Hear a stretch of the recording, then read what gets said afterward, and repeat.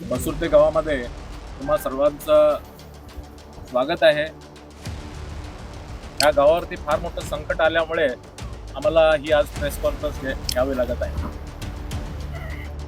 पहिला पैसे देणं शेतकऱ्यांचे 100% प्रत्येक शेतकऱ्याचे तेव्हाच शेतामध्ये एंट्री करावं असं मी म्हणत नाही आहे, राजेंद्र बेनके म्हणत नाही.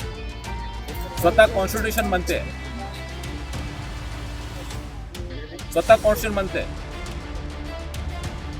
तुम्ही बघा ह्याच्यामध्ये कॉन्स्टिट्यूशनला काय व्हॅल्यूज नाही असं दिसतंय. म्हणजे हुंबपणाचं लक्षण दिसतंय. मराठीमध्ये म्हणतो ना हुंबाडा, हुंबाडा आहे असं बोलायला मला बरं वाटत नाही. पण हुंबाडा सरकार असं म्हणू शकत नाही. पण मला असं दिसतंय की हुंबाडा सरकार आहे का असं मला विचारायचं आहे. You don't follow the constitution, you are part of the constitution. कर्नाटकचं काही वेगळं कॉन्स्टिट्यूशन नाही आहे. This law is passed by the parliament of India and we are all bound to follow that act. आम्ही बंधनकारक आहोत. 2013 मध्ये जो ऍक्ट झाला त्याने आपण सगळे बंधनकारक आहोत. भारताची जी घटना आहे त्याला आम्ही बांधलिक आहोत. जे रिप्रेझेंटेशन आहे आमदार, खासदार, मिनिस्टर, चीफ मिनिस्टर, त्यांना पीपल्स रिप्रेझेंटेशन ऍक्ट मध्ये येत होते. They are just representative of our people. आम्ही काही गोष्टी बोलू शकत नाही, सगळेच जाऊन भांडू शकत नाही, म्हणून आम्ही एका माणसाला निवडतो. पण त्याचा मिसयूज होतोय का, पीपल्स रिप्रेझेंटेशन ऍक्टचा मिसयूज होतोय का, हे ऍक्च्युली समाजाने, राजकर्त्यांनी, ज्युडिशियल बॉडीनी, एक्झिक्युटिव्ह बॉडीनी, सगळ्या सेक्रेटरीनी, सगळ्या प्रिन्सिपल सेक्रेटरीनी, चीफ सेक्रेटरीनी, पोलीस कमिशनरनी समजून घ्यायचं गरजेचं आहे. हे बुक आहे लक्ष्मीकांत, लक्ष्मीकांत, त्याच्यामध्ये पूर्ण कॉन्स्टिट्यूशन लिहिलेली आहे. हे बुक मी 10-12 वेळा वाचलेला आहे. माझी मुलगी IAS करत होती म्हणून मी तिच्याबरोबर मदत म्हणून 3 वर्ष सतत अभ्यास केला तेव्हा मला हे माहिती आहे. Otherwise by profession I am an engineer. मला हा कायदा माहीत राहायची गरज नव्हती. पण मी खूप डीपमध्ये रिसर्च लेवलचं मला पॉलिटिक्स येतं. म्हणून मी तुम्हाला सांगतो की आज मला खूप शर्मनाक अशी स्थिती देशाची दिसते आहे. जिथं साधा माणूस दिसला की लगेच तुम्ही तुमचं डोकं लढवायला चालू करता. माझ्या बसुर्ते गावामध्ये तुमची यायची कशी हिंमत झाली हा माझा प्रश्न आहे. थेट कर्नाटकच्या चीफ मिनिस्टर जे सिद्धराम आहेत, मी त्यांना विचारतोय की तुम्ही कोणत्या कायद्याखाली हे डॅम बांधताय.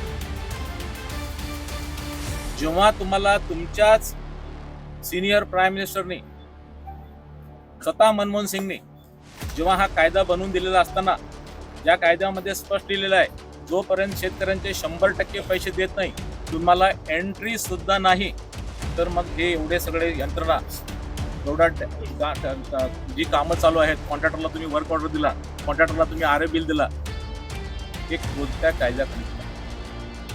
कर्नाटकचा लँड ॲक्विजिशन ऍक्ट वेगळा आहे का? तुम्ही काय बिल पारित केलं होतं का?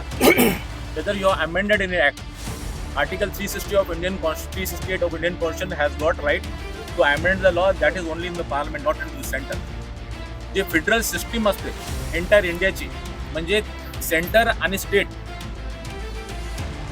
यांची जी अदलाबदली, म्हणजे यांच्यात कोऑपरेशन आहे, ती फेडरल सिस्टीम आहे. फेडरल सिस्टीम मिसयूज होते आहे का? म्हणून मी भारताच्या पंतप्रधानांना, ज्युडिशरी बॉडीला, म्हणजे ज्युडिशरी आर्म, एक्झिक्युटिव्ह आर्म असतो, म्हणजेच भारताच्या मुख्य न्यायाधीशांना मी हे विचारू इच्छितो की whether you should intervene into this matter and use your powers as a judicial remedy. की एक्झिक्युटिव्ह सगळे लोक एकत्र येऊन शेतकऱ्यांच्या विरुद्ध डावपेच रचतात का, असं मी का बोललो? थोड्या दिवसापूर्वी यल्लामाची जत्रा होती. यल्लामाची जत्रा आहे बघून कॉन्ट्रॅक्टर परत आले. अगोदर बंद केलं होतं, परत काम चालू केलं. शेतकरी शेती करेल, तुमचं पोट भरेल की हे सगळे धंदे करेल. आमच्याकडे पोलीस यंत्रणा नाही, आमच्याकडे मिलिटरी नाही, आम्ही आहोत शेतकरी. कशी हिंमत झाली तुमची की आम्ही देवधर्म करायला गेल्यानंतर तुम्ही डॅमचं काम परत चालू केलं? असं काय लपवत आहे पहिला सांगा. त्या डॅम मध्ये असं काय लपवत आहे? What is that you are trying to hide? Land acquisition 2013 clear cut म्हणतंय की त्याची पहिली लाईन आहे लँड ॲक्विजिशन कॉम्पन्सेशन ट्रान्सपरन्सी, पारदर्शकता.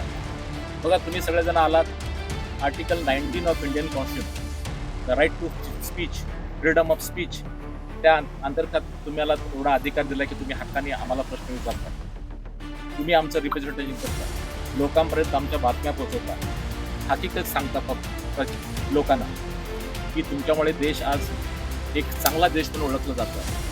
Thank you very much. आणि हे जे विचारतायत हे कायद्यात लिहिलेलं आहे. लँड ॲक्विजिशन ॲक्ट 2013 मध्ये सीधा क्लॉज आहे की unless you pay full amount you cannot enter the land. कारण का कोण ओनर आहे? आता सध्याला शेतकरी ओनर आहे. ओनर शेतकरी आहे.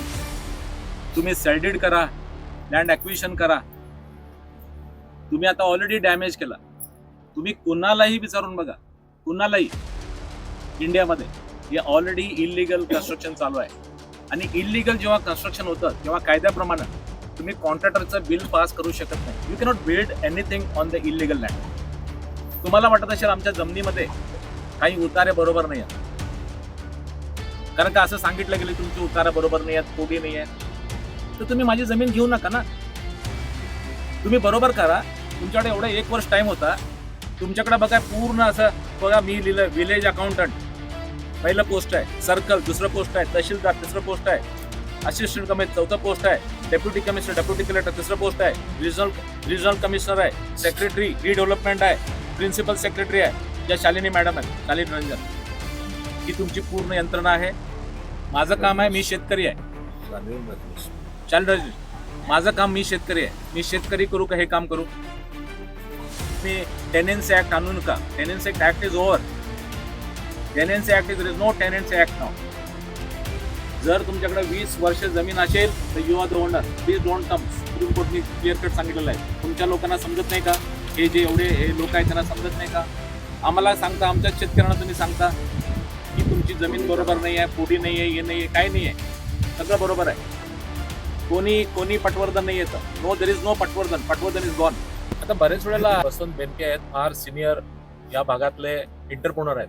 म्हणजे शेतकऱ्यांनी दुधाचा धंदा केला तर यांनी स्वतःच्या पायावर उभा राहून ह्या भागातल्या लोकांची इकॉनॉमी वाढवण्यासाठी, शेतकरी लोकांना एक सस्टेनेबल इकॉनॉमी बनवण्यासाठी त्यांचा फार मोठा हात आहे. थोड्या दिवसापूर्वी इथले चक्के उत्सवाचे यांना मारायची धमकी दिली. मारायची धमकी दिली. सांगतो तुम्हाला, हे तर मारत नाही. म्हणजे त्यांनी सांगितले की तू येऊन म्हणजे अडवून दाखव. तर मी तुम्हाला हे सांगतो की हे शेतकरी लोक आहेत बघा, हे स्वतः सांगायला पण तयार नाही. प्रश्न आहे, शेतकऱ्यांना प्रोटेक्शन मागतोय. This is my appeal to police commissioner of Belgaum that please give protection to our farmers. They are poor people. It is a humble request. Let them follow the due process.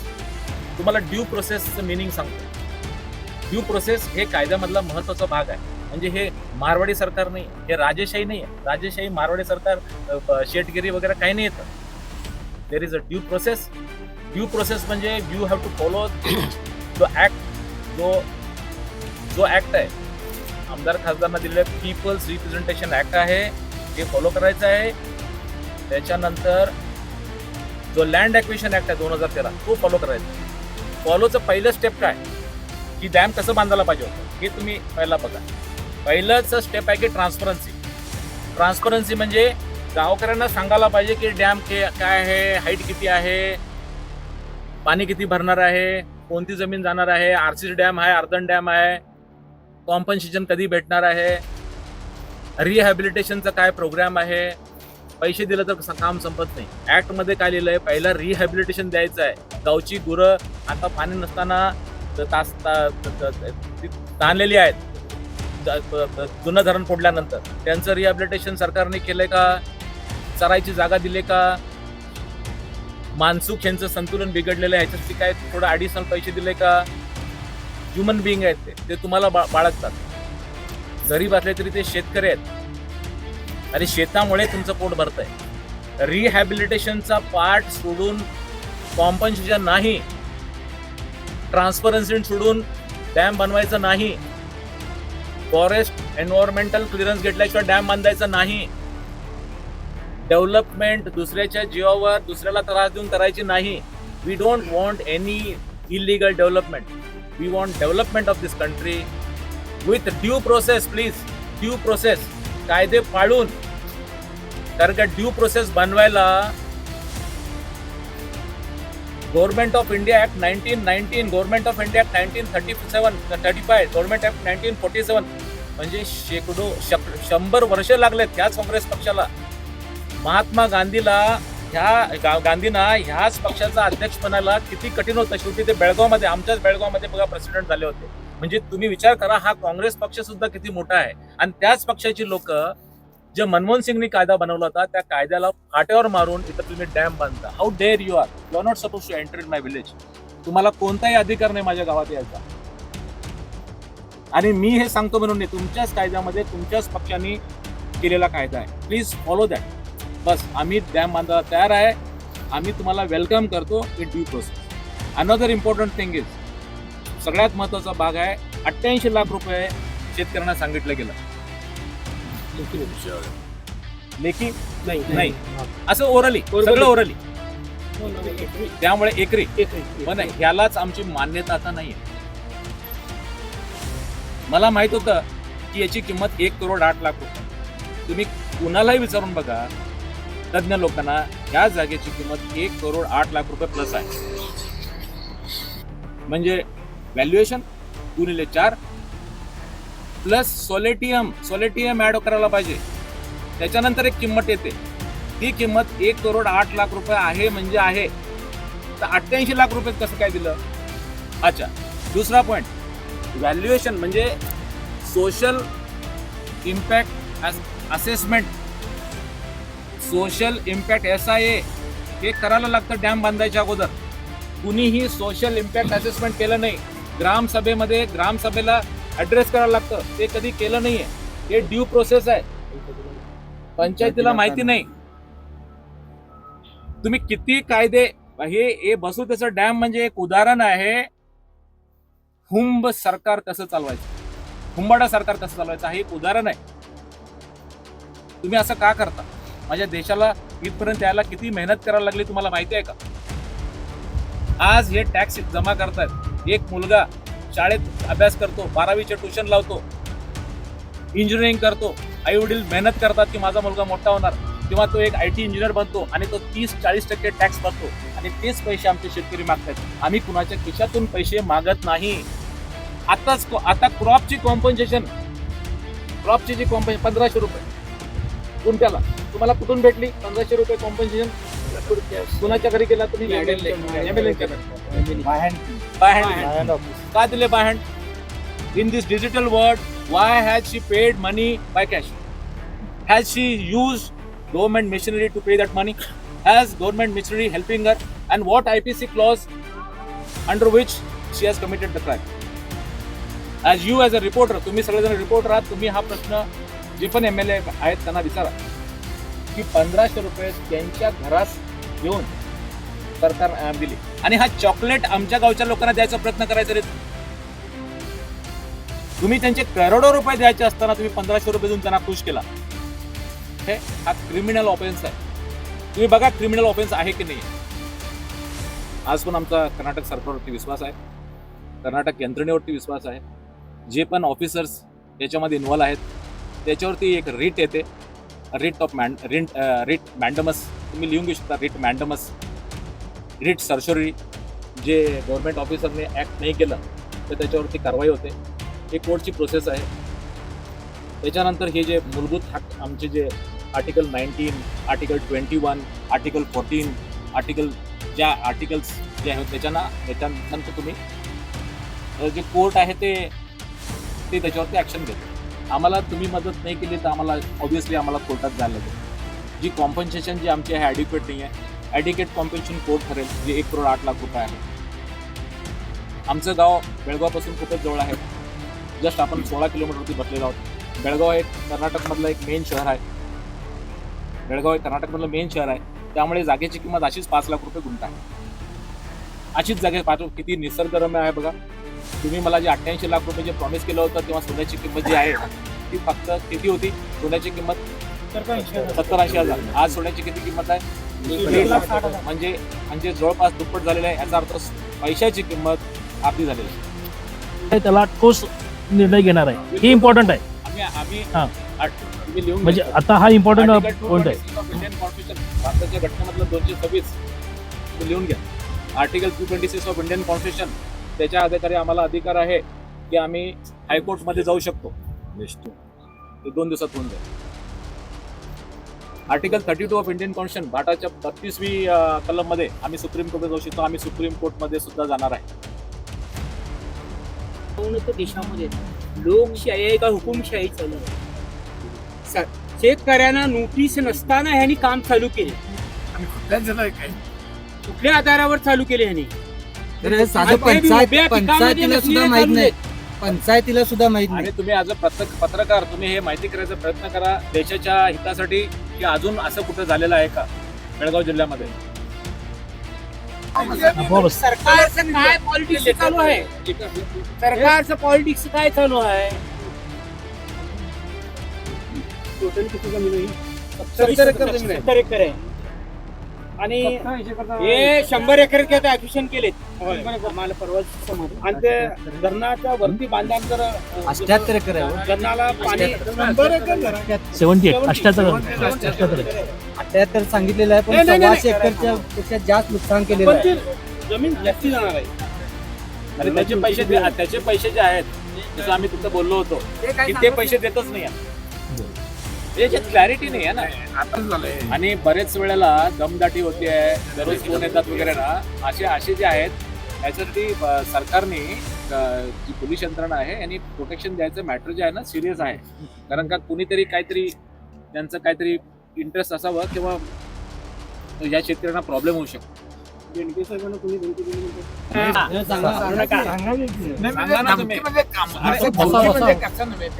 बसून बसून बोला तुम्ही, बसून बोला. काय बोलले ते सांगा ना.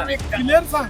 काम थांबवल्यानंतर त्यांनी मला सांगितलेले, म्हणजे आम्हाला सांगितले त्यांनी काम चालू करतो, थांबवू नका. पण आम्ही काय केलो, काम थांबवलं म्हणजे पैसेच नाही तर काम थांबवलं कसं राहणार? काम थांबवल्यानंतर उद्या या आणि आम्ही काम चालू करतो, तुम्ही आडवा बघूया, एवढंच धमकी. बाकी काय कोण येणार यावा, आम्ही माणसं येणार आणि तुम्ही अडवून दाखवा. एवढं कोण धमकी देते? लोकप्रतिनिधी धमकी देतात.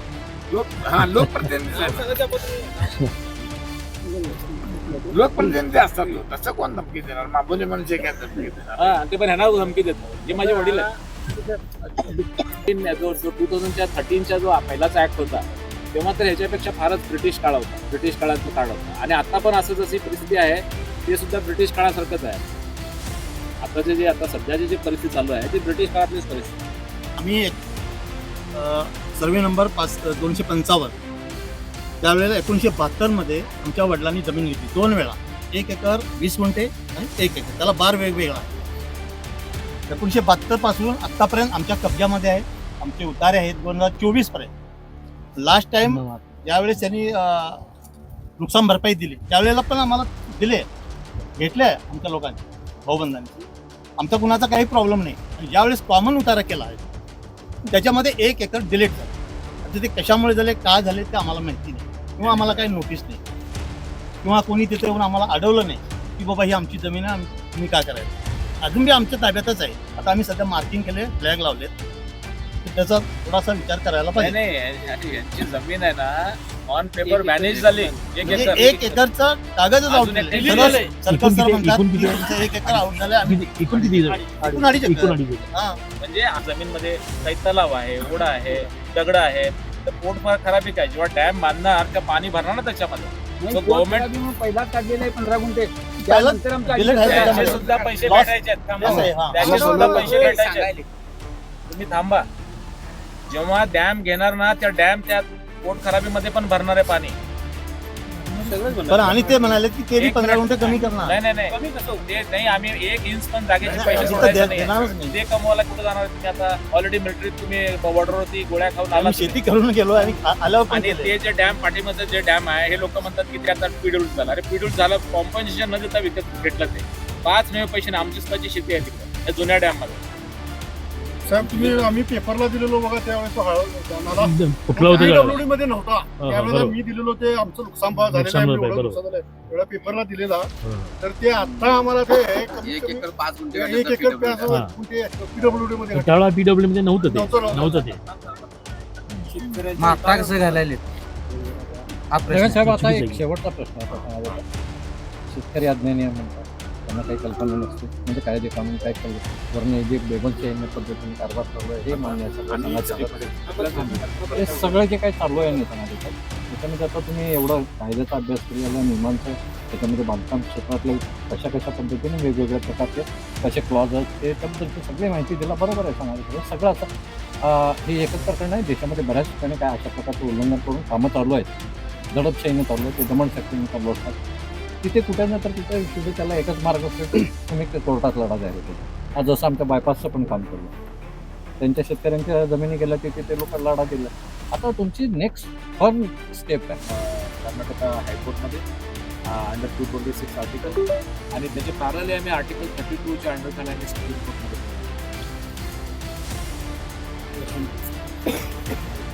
ಕಟ್ಟಿದೆ. ನೀವು ನೆಕ್ಸ್ಟ್ ಕೋರ್ಟ್ ಅರೇಂಜ್ ಮಾಡಬೇಕು. Obviously we have no other option, ಯಾವ ಆಪ್ಷನ್ ಇಲ್ಲ. ನಾವು ಹೈಕೋರ್ಟ್ ಹೋಗ್ಬೋದು under article 226 of Indian constitution. We have got right to go to the high court ಅಥವಾ we can go to the supreme court under 32. Thank you दोस्तों, यहाँ पे मैं राजेंद्र बेनके, कर्नाटक में बेलगाम एक जगह है, यहाँ पे एक डैम का कंस्ट्रक्शन चल रहा है और वो भी भारत के संविधान के जो कानून है, जो आर्टिकल जितने आर्टिकल्स है उसको वायलेट करके बहुत ही मतलब कानून का कोई यहाँ पे पालन नहीं हो रहा है। यहाँ पे फार्मर्स के लैंड का एक्विजिशन किया बिना पैसे, बहुत ही ज़्यादा ज़बरदस्ती करके गवर्नमेंट यहाँ पे डैम बनाने की कोशिश कर रही है। जो हमारे कानून में, भारत के संविधान में लैंड एक्विजिशन एक्ट 2013 जो है, वहाँ पे बहुत क्लियर कट कानून बताया गया है कि जब तक आप फार्मर्स को उनकी फार्म की कीमत, उसका मुआवजा जब तक आप नहीं दोगे तब तक फार्मर्स के खेत में आप डैम का कंस्ट्रक्शन या कोई भी कंस्ट्रक्शन नहीं कर सकते हो। अगर ऐसा कोई करता है तो land acquisition act, compensation act, transparency end rehabilitation act का ये बिल्कुल वायलेशन है। आर्टिकल 300A जो है वो बिल्कुल बुरी तरह से यहाँ पे वायलेट हो गया है, जो राइट टू प्रॉपर्टी एक्ट है। Article 19 of Indian constitution violate हो गया है। Article 21 of Indian constitution right to life है, क्योंकि फार्मर्स अगर खेती नहीं करेंगे तो वो क्या काम करेंगे, क्या खाएंगे, क्या उनको आता है बिना फार्मिंग का? उनको कुछ आता नहीं है। जब उनको वही आता है जो खेती बाड़ी करे, खेती बाड़ी में जो पकेगा वो खाएंगे। अभी आपने खेती तो हमारी छीन ली, तो बचा क्या है हमारे पास? खेती छीन ली, पैसा भी नहीं दे रहे हो, उसका कोई कॉम्पनसेशन नहीं दे रहे हो, कोई रिहेबिलिटेशन नहीं कर रहे हो। हमारे भैंसे जो थी, हम लोग जो चराने लेके जाते थे, ये सब जगह है वहाँ पे, अभी हम लोग भैंसे चराने के लिए कहाँ जाएंगे?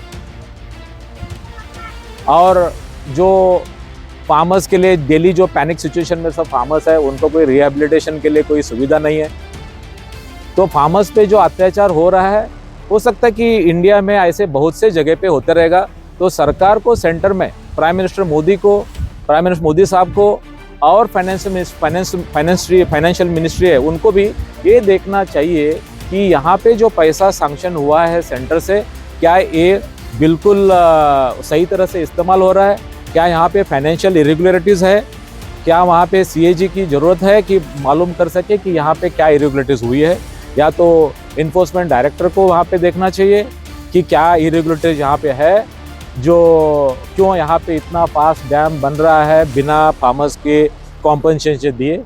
बहुत ही क्लियर कट 2013 में मनमोहन सिंह की सरकार थी, जब 2 बिल पारित हुए थे। एक बिल था land acquisition act, another bill था तो फूड सिक्योरिटी बिल।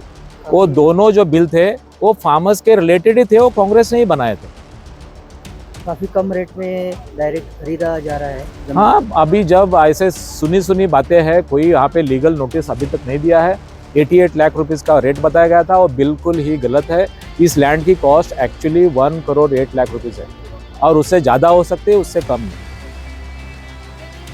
तो हम लोग चाहते हैं कि हमको भारत सरकार हेल्प करे ये फार्मर्स को और हमारा जो हक है हमको दे, जो भी कॉन्स्टिट्यूशन में बनता है वो हमारा हक दे, ताकि फार्मर्स का मॉरल बूस्ट हो, देश का अच्छा नागरिक बनने की जो सस्टेनेबिलिटी है वो आए, विलेज इकोनॉमी डेवलप हो और वो आखिर में देश के हित में ही होगा, देश के हित में ही है।